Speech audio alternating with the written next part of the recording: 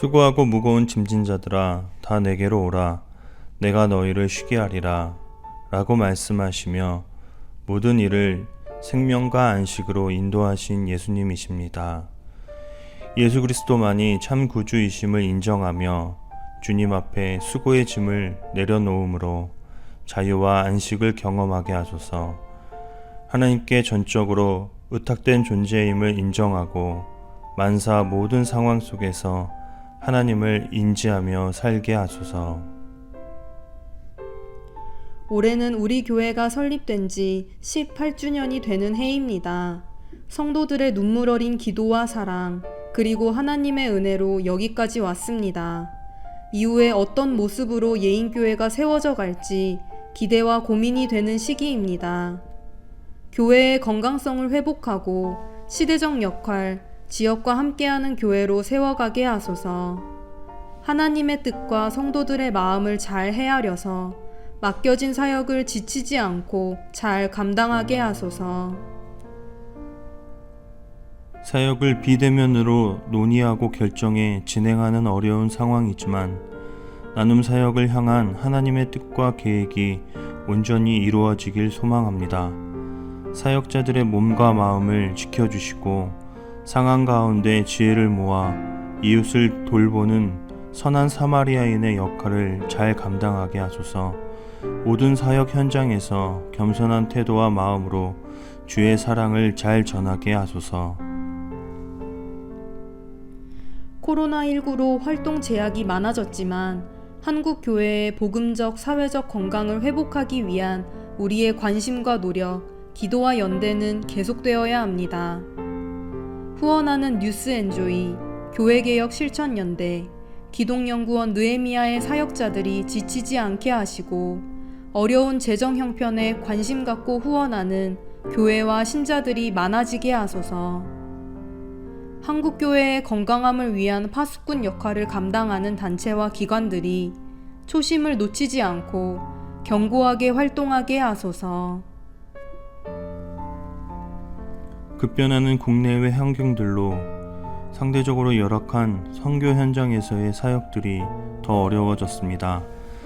선교 사역자들과 교우들이 늘 말씀과 기도로 깨어있게 하시고 복음 전파에 대한 열정이 식지 않게 하소서. 환경적으로 코로나19에 취약한 지역에서 선교하는 김영건, 김선영, 김승리, 김복음, 이병렬, 전혜림, 이초원 선교사와 가족들을 안전하게 지켜주소서. 예인가족을 위해 중보기도 드립니다. 군 복무 중인 형석, 정현, 재훈, 승빈과 함께 하소서. 윤용훈 권사, 김대현 집사 부친, 노안 중인 노경화 권사 모친과 함께 하소서. 몸무게 1.5kg이 넘은 서하의 기도삭관 제거가 잘 되게 하시고 5월 24일 조혈 모세포 이식을 준비하는 소윤이와 함께 하시고 지영이 심장에 뚫려 있는 구멍이 작아지게 하소서. 일거리가 줄고 직장이 불안한 이들과 진학과 취업을 앞두고 견디는 이들을 모른 척하지 말고 찾아 함께하는 공동체 되게 하소서. 한 주간 예인가족 모두 건강하고 맡겨진 일 잘 해내며 서로 사랑하고 의리를 지키게 하소서. 예수님 이름으로 기도합니다.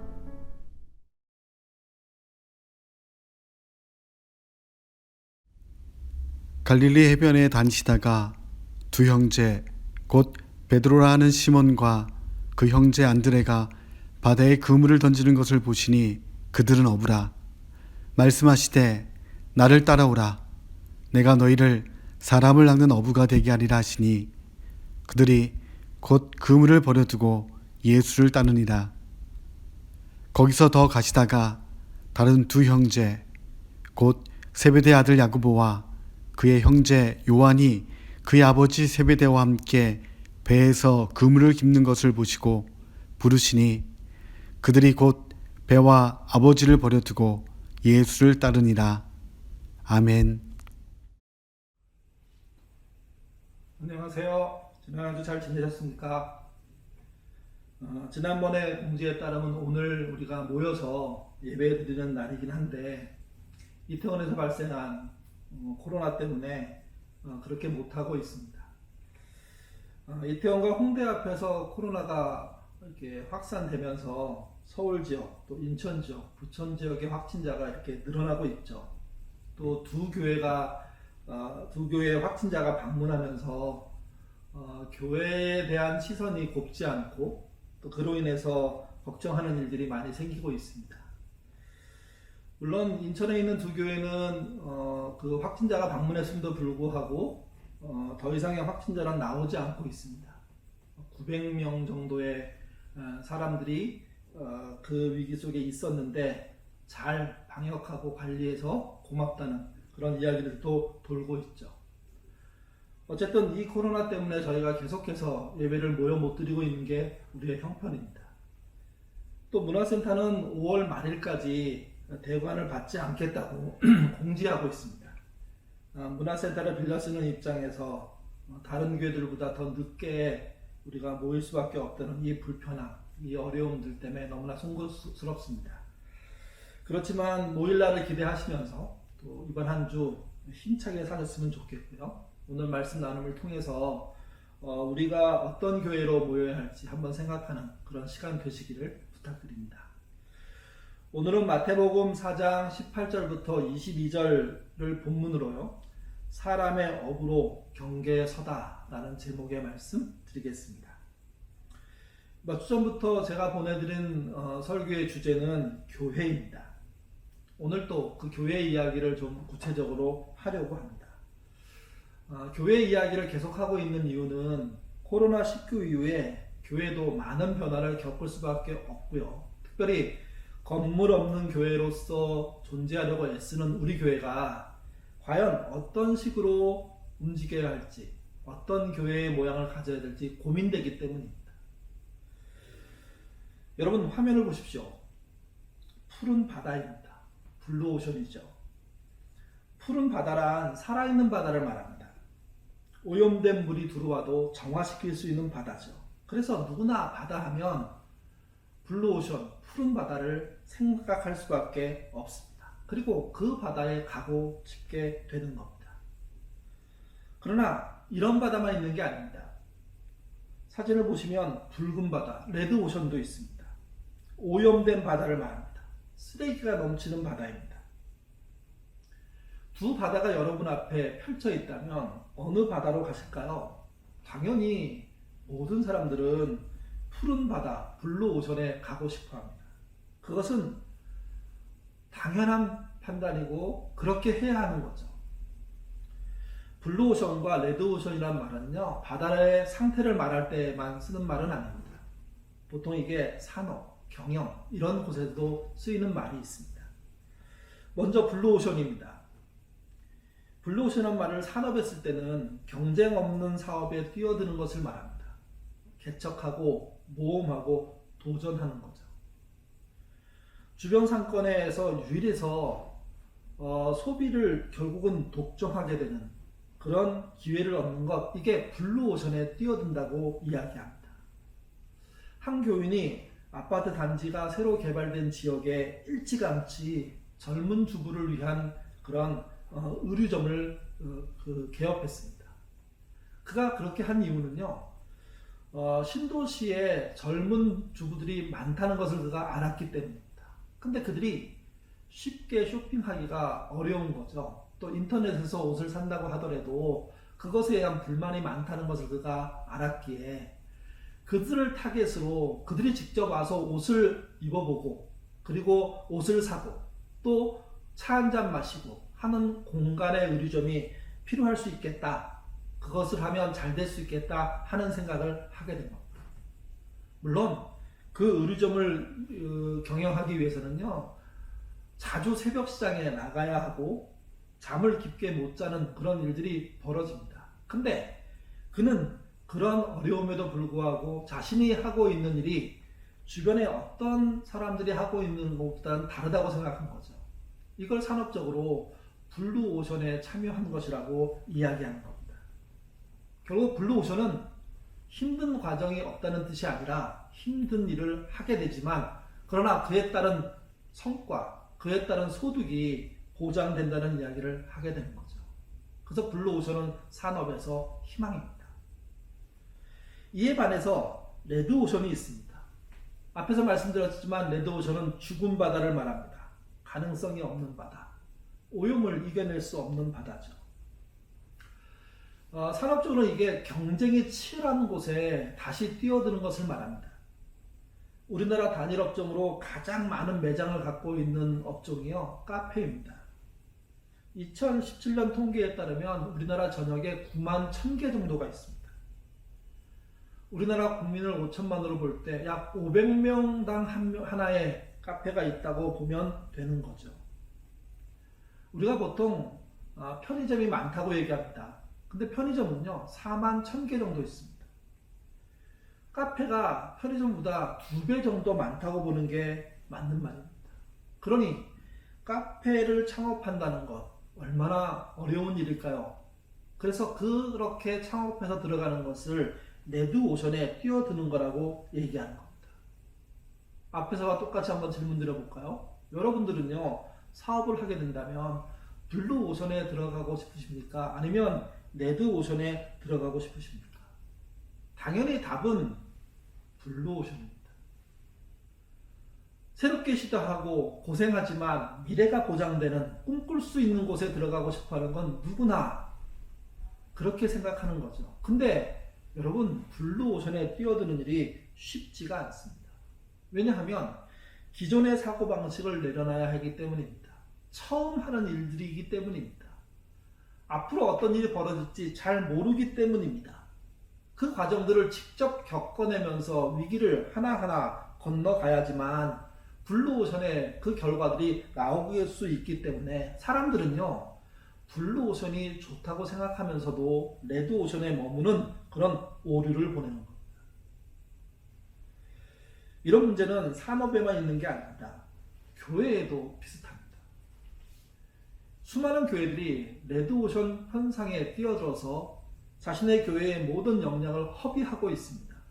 사실 교회란 기본적으로요 블루오션에 뛰어들어야 하는 겁니다. 세상이 안 하는 일, 주님이 보내는 그곳을 향해서 가는 게 필요한 거죠. 지난주에 우리가 교회 0점 다시 잡자라는 영상 설교를 통해서 교회가 잡아야 될 0점 3가지가 있다고 말씀을 드렸습니다. 첫 번째가 신자의 정체성입니다. 그리고 두 번째는 상대방을 향하여 다가감, 맞춤입니다. 그리고 마지막이 교회 안과 교회 밖에 있는 어린 양을 위하는 교회가 되는 겁니다. 이 3가지 중에 오늘은요 정체성에 관련된 이야기를 좀 해보려고 합니다. 과연 정체성을 어떻게 세우고 그것으로 블루오션에 어떻게 뛰어들어야 하느냐 하는 이야기를 하고 싶은 겁니다. 우리 같이 마태복음 4장 18절 말씀 읽겠습니다. 갈릴리 해변에 다니시다가 두 형제 곧 베드로와 하는 시몬과 그의 형제 안드레가 바다에 금을 던지는 것을 보시니 그들은 어부라. 이 말씀에는요 예수님이 어부를 제자로 부르셨다는 거죠. 예수님의 첫 제자들은 예수님이 살고 있는 나사렛 주변에 있는 갈릴리 호수에서 어부로 일하는 사람들이었습니다. 18절에 보시면 제자가 된 2명의 어부가 나오는데요. 베드로라 하는 시몬과 그의 형제 안드레입니다. 둘이 형제임을 보여줍니다. 또 한 가지는 그들의 이름에 특이한 게 있는데요. 시몬이라는 이름은 히브리식 이름입니다. 그리고 베드로와 안드레라는 이름은요 헬라식 이름입니다. 이 말은 무슨 말이냐면 1세기 당시 이스라엘은 히브리식 그리고 헬라식 언어가 공용으로 사용되고 있었다는 거죠. 좀 더 넓게 얘기하면 두 문화가 공존하는 사회, 그게 이스라엘이었고 특별히 제자들의 삶이었다는 겁니다. 예수님은 다문화 속에서 자신의 하나님이 보내신 일들을 감당하기 위해서 제자들을 부르셨고 그 제자들은 다문화에 익숙한 사람들이었다는 겁니다. 그렇다면 예수님은 그들을 어떤 내용으로 부르셨을까요? 또는 어떤 정체성으로 부르셨을까요? 그게 19절입니다. 읽겠습니다. 말씀하시되 나를 따라오라. 내가 너희를 사람을 낚는 어부가 되게 하리라 하시니. 우리가 잘 알고 있는 본문입니다. 사람을 낚는 어부. 여러분, 사람을 낚는 어부라는 말은요, 제자들이 어부였기 때문에 사용했다고 보시면 맞습니다. 만약 예수님이 교사를 자신의 제자로 부르셨다면 사람을 세우는 또는 사람을 가르치는, 사람을 바르게 양육하는 교사로 부르셨을 겁니다. 의사라면 사람을 치료하는, 몸만 치료하는 것이 아니라 마음도 치료하는 의사로 부르셨겠죠.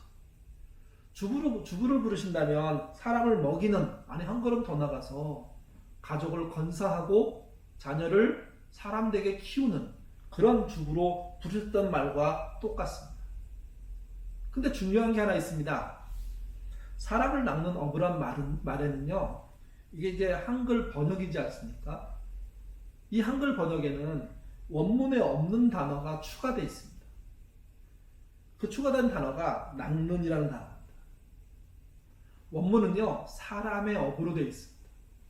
그러니까 사람의 어부와 사람을 낚는 어부는 상당히 다른 거거든요.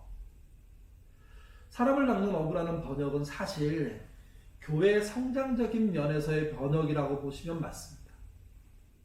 사람을 세상에서 낚아다가 교회 안에 식구로 만드는 것, 신자 되게 하는 것, 그게 마치 사명인 것처럼 설명하기에 쉽게 번역한 겁니다.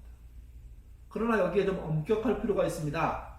사람을 낚는 어부가 아니라 사람의 어부로 부르신 거죠.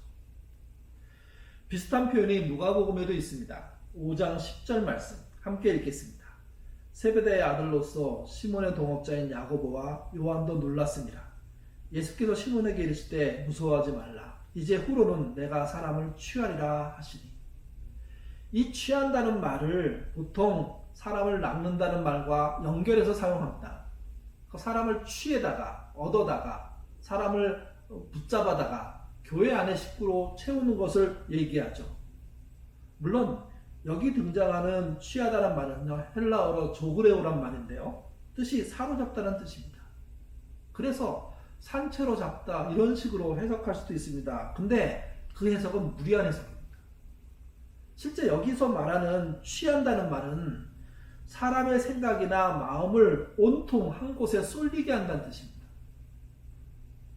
결국 사람의 어부란 어떤 존재냐면요, 이 땅에 있는 사람이, 자연인이 그 삶의 무게를 예수님께 쏠리게 하는, 생각과 마음이 예수님의 가치와 그리고 예수님이 꿈꾸는 세상과 예수님이 펼칠 나라에 대해서 관심 갖고 그 일에 매진하는, 그 일에 참여하는 그런 사람이 되는 걸 말하는 거죠. 그렇기 때문에 사람을 낚는 어부가 아니라 사람의 어부가 되어야 됩니다. 또 사람의 어부는 사람을 위한 어부죠. 교회는요, 사람을 위한 교회가 되어야 되는 것처럼. 왜 이 사실이 중요할까요? 알란 허시라고 잊혀진 교회의 길이라는 책을 쓴 분이 있습니다. 그 책에 나오는 하나의 이야기인데요, 같이 한번 읽어보겠습니다.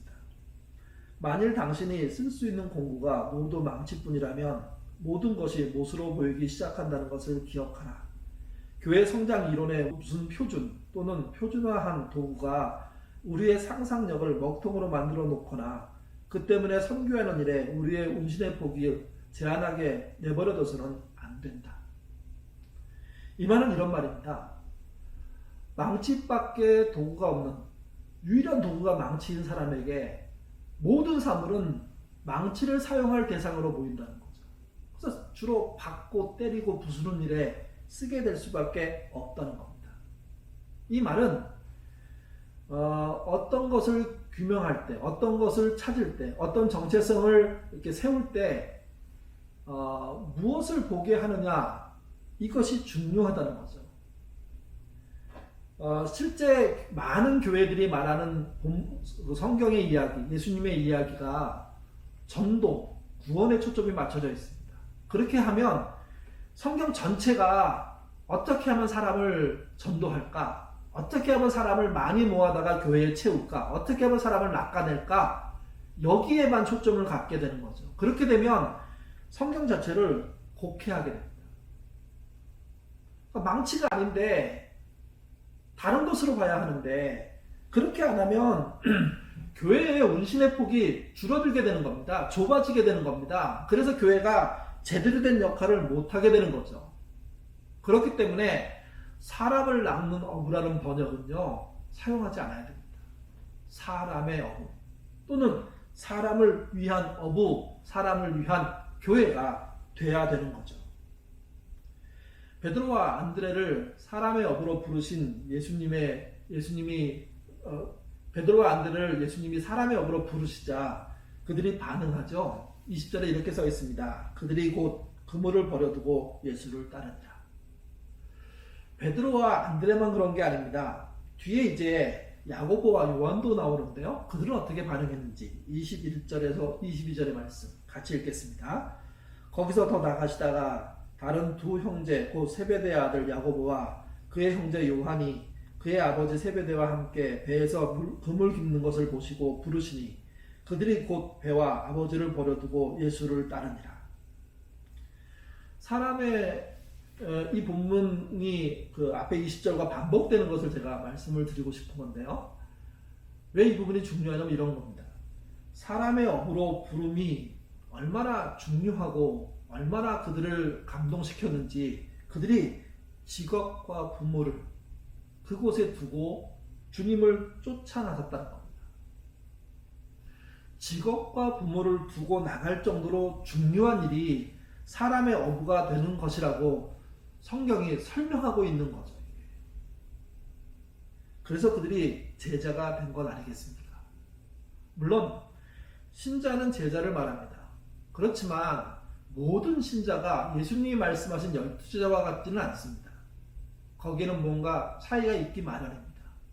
그렇지만 분명한 것은 주님이 부르신 사람의 어부가 되는 그 일에 제자이든 신자이든 참여해야 된다는 거죠. 그러기 위해서 그쪽에 초점을 두는 인생을 살아야 한다는 이야기를 본문이 한다고 볼 수가 있습니다. 그렇다면 본문이 말하는 사람은 어떤 사람입니까? 그러니까 사람의 어부니까 어부는 이제 제자, 신자로 나타났는데 그러면 사람은 누구냐 하는 겁니다. 좀 더 질문을 구체적으로 하면 여기서 나오는 사람들은 교회 안의 사람입니까? 아니면 교회 밖의 사람입니까? 우리 교회는 그 분립 이전까지만 해도 처음 믿는 사람들이 꽤 있는 교회였습니다. 누적 초신자를 보면 18년 동안 한 60여 명 정도 됩니다. 근데 분립 이후에 우리 교회를 이렇게 살펴보면 물론 우리 안에 지금도 예수가 누구인지 묻고 그분과 함께 살기 위한 과정들을 거치고 있는 구도자들이 있죠. 그렇지만 그 구도자들이 너무 적은 게 우리의 현실입니다. 분립 이후에 현격하게 예수를 처음 믿는 사람이 줄어들고 있고 반대로 수평이동은 우리 교회가 성장하는 가장 대표 이유가 되고 있습니다. 수평이동이라는 게 뭡니까? 최근 종교인구 센서스에 의하면 우리나라 개신교인의 숫자는요 960만 명 정도 됩니다. 물론 이 안에는요 이단 숫자도 다 포함되어 있습니다. 그래서 좀 더 냉정하게 보는 분들은 700만 이 정도 이하라고 생각하는 게 일반적입니다. 그러니까 19.7% 그 이하라는 이야기죠. 수평이동이란 그 이하 700만 정도에서 사람들이 이동하는 걸 말하는 겁니다. 내부 이동을 말하는 겁니다. 이런 경우에 포기하는 영역이 생기죠. 그게 교회 바깥에 있는 80.3%의 사람들입니다. 그러니까 수평 이동으로 성장하고 교회가 유지된다면 교회 바깥에 80.3%를 포기한 교회라는 말이 되는 거죠. 여러분 80.3%를 그냥 숫자로 환산하면 4,100만 이상입니다. 900만을 상대로 일하는 교회와 4,100만까지 포함해서 일하는 교회라는 것은 기본적으로 다른 겁니다.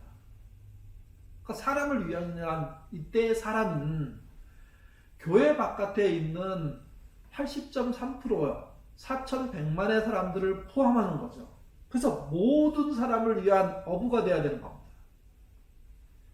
수평이동이란 이런 거라고 말할 수 있습니다. 큰 과일나무가 있습니다. 그곳에 낮은 부분에 달려있는 19.7%만 따다가 먹을 것으로 사용하는 것을 말하는 겁니다. 높고 쉽게 딸 수 없는 위치에 있는 80.3%는요 포기하는 거. 여러분 생각해 보십시오. 80.3%를 포기한다는 게 가능할까요? 있을 수 있는 일일까요? 근데 교회에서는 그렇게 하고 있고 그런 교회들이 많아지고 있는데 그 교회가 우리 교회라는 겁니다. 앞에서 말씀드린 19.7%의 수평이동하는 교회를 산업적으로 표현하면요 레드오션에 들어가 있는 겁니다. 전혀 변화 가능성이 없는 숫자 안에 들어가서 오히려 경쟁만을 더 치열하게 하게 되는, 그래서 힘 빼고 그래서 문제를 일으키고 그래서 사회에 필요 없는 그런 교회가 될 가능성이 높아지고 있다. 아니 그런 교회라는 거죠. 예인교회가 그런 위기에 빠져 있는 겁니다. 한 걸음 더 나가서 예인교회는 문화센터를 빌려 쓰고 있습니다. 19년 전에 건물 없는 교회의 가치는요 너무 소중한 거였습니다. 우리는 그 의미를 압니다. 건물을 넘어서서 세상을 향해서 가려고 애썼기 때문에. 근데 여러분 문화센터를 빌려 쓰지 못하게 되면서 우리의 모임이 함께 모이는 일이 불가능해지고 있습니다. 이 말은 교회 자체도 블루오션에 들어가 있는데 모임까지도 자유롭게 할 수 없는 상황이 된 것, 이게 우리 교회라는 거죠. 그러면 우리 교회는 이미 교회 안에 갇혀있는 다른 교회들보다 훨씬 나쁜 위기 상황에 빠져 있다고 볼 수밖에 없다는 겁니다. 예인교회 위기입니다. 여러분 수평이동의 한계를 어떻게 극복해야 될까요? 건물 없는 교회의 한계를 어떻게 극복해야 될까요? 수평이동과 건물 없는 교회를 어떻게 극복하느냐가 코로나19 이후에 예인교회가 해야 될 도전입니다. 정체성 고민은 물론이고요. 실존적인 고민을 할 수밖에 없습니다. 어떻게 하면 19.7%에서 80.3%로 갈 수 있느냐? 어떻게 하면 문화센터를 벗어나서 정말 우리가 세상에 필요한 소금과 빛이 될 수 있느냐 하는 질문을 해야 하는 거죠. 그렇다면 뭐부터 시작해야 될까요? 그래서 교회 이야기를 하고 있는 겁니다. 먼저 우리가 해야 될 일은 이런 일들입니다. 교회 안에 모여들지 말고 세상과 맞닿은 경계선에 서는 일들을 찾아야 됩니다. 예인교회가 어떤 모양을 가질지 모르겠지만 그렇지만 빼먹지 않고 해야 될 일이 무엇이냐면 교회와 세상의 경계선에 설 줄 알아야 되고 설 곳을 찾아야 한다는 거죠. 그러기 위해서 여러분 우리 공부해야 됩니다. 그러기 위해서 우리 여러분 모이고 기도해야 됩니다. 그리고 방향을 정하고 도전하지 않으면 19년 동안 세운 예인의 공동체가 어디로 갈지 모르는 기르는 공동체가 될 수 있다는 거죠. 스스로 경계에 선다는 게 뭘까요? 요즘 방영되고 있는 드라마 중에 슬기로운 의사생활이라는 그런 드라마가 있습니다. 대학교 1학년 때 처음 만난 5 친구가 전문의가 되어서 활약하는 그런 삶을 보여주는 그런 이야기죠. 그 에피소드들 중에 이런 에피소드가 있습니다. 관장을 아주 수치스러워하는 젊은 환자가 들어왔습니다. 문제는 관장을 하지 않으면 그 몸 안에 있는 칼륨이 늘어나서요. 결국 그가 심장마비로 죽을 수 있는 상태입니다. 그럼에도 환자는요. 의사들의 처방에 따라 치료받지 않으려고 합니다. 관장하지 않으려고 합니다. 그만큼 환자가 관장으로 인한 상처가 큰 거죠. 환자는 치료를 거부하고 의사는 치료를 해야 하는데, 특별히 의사를 그 안에서 볼 때 뭐 다 아시는 것처럼 뭐 전문의가 있는가 하면, 주치의가 있는가 하면 레지던트 또 인턴 뭐 이런 나름대로의 그 안에 그 의사로서의 과정이 있지 않습니까? 근데 관장하지 않겠다는 그 환자에 대해서 주치의는 포기합니다. 알아서 하라고. 근데 레지던트는 어떻게 해야 될지 모르겠는 거예요. 포기하는 건 옳지 않은 일인데 그렇다고 자신이 할 수 있는 일이 없다는 것을 느끼고 의사로서의 한계, 과연 바른 의사가 뭐냐 하는 고민 속에 빠진 거죠. 그러다가 평상시에 주변에서 존경해 오던 의사 선배에게 묻습니다. 이 환자를 어떻게 해야 되냐고요. 그러자 선배 의사가요 크게 화를 내면서 이렇게 말합니다. 당장 가서 관장해. 내가 가진 모든 것을 동원해서 환자를 관장해. 의사가 환자를 포기하면 그날로 의사도 끝장이야. 위로하거나 감싸주지 않고 너의 사명이 뭐야? 너의 정체성이 뭐야? 너 지금 뭐하고 있어? 네 정체성을 이루기 위한다면 불법이 아닌 한 너는 해야 하는 거야 하는 이야기를 던진 거죠. 레지던트는 곧장 환자의 방으로 가서요 환자 앞에 무릎을 꿇었습니다. 그리고 이렇게 말합니다. 환자 치료받아 달라는 거죠. 치료를 받아주셔야 살 수 있다는 겁니다. 그리고 한 가지 더 중요한 얘기를 합니다. 치료받지 않아서 환자가 죽으면 환자의 인생만 끝나는 것이 아니라 의사인 나의 인생도 끝난다는 거예요. 여러분 생각해 보십시오. 환자의 생존과 의사의 생존을 연결시켜 생각하는 이 방식, 이게 여러분 경계선에 서 있는 의사입니다. 이런 의사들이 많을수록 의미 있는 치료들, 가치 있는 성과들, 그리고 의사로서 경계를 넘어서는 그런 놀라운 일들이 벌어지기 시작하는 거죠. 슬기로운 의사가 뭐냐? 환자와 함께 하기 위해서 경계선에 서 있고 그리고 경계선을 넘어가는 사람을 말하는 겁니다. 결국 그 환자를 그 레지던트는 치료해냅니다. 자기의 목숨이 다시 살아난 것을 알게 된 환자는 그때서야 자신 앞에 무릎 꿇은 의사가 은인인 것을 알게 되죠. 그리고 그가 그에게 선물을 보냅니다. 그 환자는 딸기 농사를 짓는 사람이었는데요. 딸기 한 상자에다가 자기의 마음을 담은 쪽지글 하나를 보내죠. 그 쪽지에 이렇게 써 있었습니다. 저를 포기하지 않아 주어 고맙습니다. 이 은혜 평생 잊지 않겠습니다. 이게 슬기로운 의사입니다. 여러분 슬기로운 의사를 이야기하는 이유가 뭘까요? 슬기로운 신자, 슬기로운 교회에 대한 이야기를 하고 싶은 거 아닐까요? 여러분 생각할 때 진짜 슬기로운 신자란 누굽니까? 슬기로운 교회란 어떤 교회입니까? 스스로 경계선에 서는 교회입니다. 스스로 경계선으로 나아가는 신자입니다. 19.7%에 갇혀서 이미 만난 사람들, 이미 믿는 사람들을 위한 교회 신자가 아니라 83.3%를 향해서 나가기 위해서 경계선에 서고 그리고 그 경계선에서 나오는 위험들을 기꺼이 감당하는 그게 우리가 해야 될 일인 겁니다. 그러기 위해서 우리는요, 사람의 어부, 사람을 위한 어부로의 부름을 받아들여야 됩니다. 나의 신앙을 위한 것, 나의 삶을 위한 것, 행복을 위한 삶 살아야 되겠죠. 근데 그것보다 더 높은 가치가 모든 사람을 위한 어부, 신자 돼야 한다는 거죠. 우리의 아둘람이 그런 것을 모의하는 곳이 돼야 됩니다. 진짜 우리가 사람의 어부로 살기 위해서 뭘 해야 될지 공부하고 낙담한 사람을 함께 위로하면서 어떻게 세상과 경계선에 접촉할 수 있을지 방법을 찾는 그런 교회가 돼야 됩니다.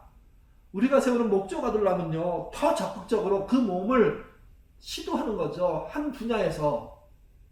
교회가 세우는 공동체가 처음에는 좋았다가 망하는 이유가 있습니다. 그 이유는 간단한데요. 공동체만을 지키려고 합니다. 여러분 공동체가 왜 필요합니까? 사람을 위해서 필요한 겁니다. 모여있는 사람을 위해서만 필요할까요? 아니요. 모임 바깥의 사람들을 위해서 필요한 겁니다. 그렇기 때문에 건강하고 진정한 공동체란 모임 바깥에, 공동체 바깥의 사람들을 향한 경계선에 설 줄 알아야 되고 그리고 그 경계선에서 세상의 사람들, 바깥의 사람들을 만나야 하는 거죠. 예인교회는요, 그런 일을 하는 교회가 돼야 됩니다. 그런 일을 하겠다는 아둘람들을 적극적으로 지원해주고 그들이 더 편하게, 더 능동적으로, 더 가치 있게 그 일을 해나갈 수 있도록 돕는 교회가 돼야 되는 겁니다. 아니, 경계선에 스스로 서는 교회가 되는 거죠. 우리의 정체성이 사람의 어부임을 잊지 마십시오. 사람을 낚아다가 교회를 키우는 어부가 아니라 모든 사람을 위한 신자, 교회가 되기 위해서는요, 19.7%를 넘어서야 됩니다. 80.3%인 세상을 향해서 나가야 되고 그 세상을 만나는 경계선에 예인교회 신자들이 서주셔야 하는 겁니다. 코로나19 이후에는요, 아마 이 문제가 우리에게 더 필연적으로 다가올 겁니다. 교회의 모양, 형태 바꿀 수밖에 없습니다. 이 바꾸는 도전에 저와 여러분이 참여해야 됩니다. 그리고 할 수 있는 경계선에서는 모험들, 경계선을 넘어서 세상 안으로 들어가는, 사람 안으로 들어가는 그들과 섞여 사는 이 방법들을 찾아야 하는 거죠. 그래야 슬기로운 신자, 슬기로운 교회가 될 수 있습니다. 예인가족 여러분, 부탁드립니다. 우리는 사람의 업으로 부름받았습니다. 진짜 사람을 위한 일을 하기 위해서 교회와 세상의 경계선에 서고 그리고 그 경계선을 넘어서 세상으로 들어가는 교회, 세상과 공유하는 교회 되어야 될 것입니다. 그런 교회로 나가시는 저와 여러분 되시기를 주님의 이름으로 부탁드립니다. 기도하겠습니다. 하나님, 우리도 슬기로운 신자, 슬기로운 교회가 되어야 합니다. 그러기 위해서 그 무엇보다도 사람의 어부라는 정체성을 분명하게 가질 수 있도록 주님 인도하여 주옵소서. 이 정체성에 따라 우리가 그동안 나가보지 않은 교회와 세상의 경계선에 설 줄 알게 도와주시고 그리고 그곳에서 격려하고 그곳에서 준비하고 그곳에서 공부하고 그곳에서 도전해서 세상 안으로 들어가는 경계를 넘어가는 예인교회 되도록 인도하여 주옵소서. 감사하며 예수님 이름으로 기도드립니다. 아멘. 이어서 교회 소식 몇 가지 전해드리겠습니다. 저희가 이번 주 이렇게 영상 설교를 하고 난 다음에 다음 주 모였으면 좋겠다고 이렇게 말씀을 드렸지만 다음 주 모임에 대한 안내는요, 월요일 정도에 운영위원회 결정에 따라 다시 안내 말씀 드리도록 하겠습니다. 더불어 교우 중에 어려운 분들 계시다면 예범 활용하시기를 바랍니다. 여러분들 직접 신청하실 수 있고요. 또 여러분들이 추천해 주실 수 있습니다. 담당하시는 분이 우리 추배식 필사님인데 두 분에게 연락 주시기를 바랍니다. 교회에서는 저희 교회학교 교사들을 위해서 조그만 선물을 마련해 갖고 이렇게 교사 모임들을 통해서 전달해 드렸습니다. 조그만 선물이지만 교회의 마음이라는 거 받아주시고요. 여러분들이 애써 수고하는 그 아이들을 위한 노력들, 이게 얼마나 가치 있는 일인지 여러분 힘을 내주셨으면 좋겠고요. 저희가 곧 모이게 될 겁니다. 그럴 때 아이들과 모임이 어색해지지 않도록 미리 좀 연락하시고 또 미리 좀 이렇게 관계를 만들어 가시면 좋겠습니다. 이번 주도 아심령은 계속 진행됩니다. 월요일날, 수요일날, 금요일날 아심령 보내드릴 건데요. 읽으시고 또 하루에 3번 기도하심으로 함께 우리의 교회를 생각하는 그런 기간 되시기를 바랍니다. 한 주간 건강하시고요. 다음 주에 또 뵙도록 하겠습니다.